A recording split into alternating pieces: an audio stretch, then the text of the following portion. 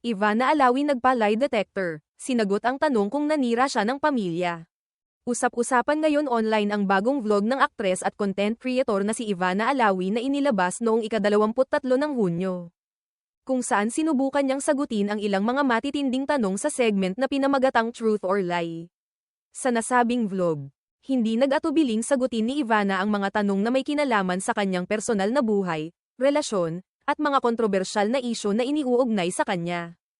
Isa sa mga unang tanong na bumungad sa kanya ay kung siya ba raw ay naging dahilan ng pagkasira ng isang pamilya. Agad na sumagot ang aktres ng isang matatag na, "No." Ipinaliwanag pa ni Ivana na hindi siya lamaking may ganong asal at hindi kailanman pumasok sa kanyang isipang manira ng pamilya ng iba. "Hindi ako pinalaking ganon. Hindi ko kayang makasakit ng ibang tao, lalo na pagdating sa pamilya," dagdag pa niya. Hindi rin nakaligtas sa usapan ang tungkol sa social media. Nang tanungin kung meron ba siyang lihim o secret Instagram account, inamin ng aktres na meron nga siyang ginagamit. Bagamat hindi na niya idinetalye kung ano ang nilalaman o layunin ng account na ito, malinaw na gusto rin niyang magkaroon ng kaunting privacy sa kabila ng pagiging isang public figure. Sa usapin ng pag-ibig, naging bukas din si Ivana sa kanyang mga naging karanasan. Isa sa mga naitanong ay kung naranasan na ba niyang mag-ghost, o yung bigla na lamang iniwan o hindi na kinausap ng isang dating kausap o karelasyon.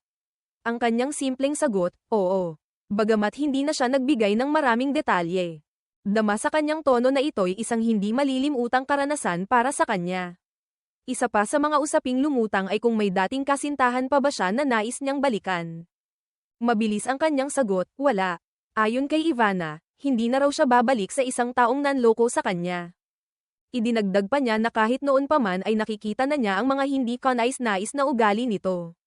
Ayon pa sa aktres, kahit anong ganda ng panlabas na anyo ng isang tao, hindi ito sapat kung ang ugali ay salungat sa tama at makakasakit ng damdamin ng iba. Marami sa mga taga-subaybay ni Ivana ang humanga sa kanyang katapatan at tapang na sagutin ang mga sensitibong tanong. Ang kanyang pagiging bukas at hindi pag-iwas sa mga isyong personal ay patunay ng kanyang pagiging totoo sa kanyang sarili at sa kanyang mga tagahanga. Ang Truth or Lie vlog na ito ay umani na ng libu-libong views at positibong komento. Pinuri siya ng marami dahil sa pagiging prangka at mahinahon sa pagsagot ng mga tanong. Kahit pa ito'y may kaakibat na intriga. Sa kabila ng kanyang kasikatan, nananatili pa ring grounded si Ivana at pinahahalagahan ang kanyang prinsipyo sa buhay. Sa panahon ngayon kung saan mabilis ang pagkalat ng tsismis at maling impormasyon, mahalaga ang maging tapat at matatag, isang katangiang ipinakita ni Ivana sa kanyang vlog. Muli niyang pinatunayan na hindi lamang siya isang magandang mukha sa harap ng kamera, kundi isa ring matatag na babae na may paninindigan.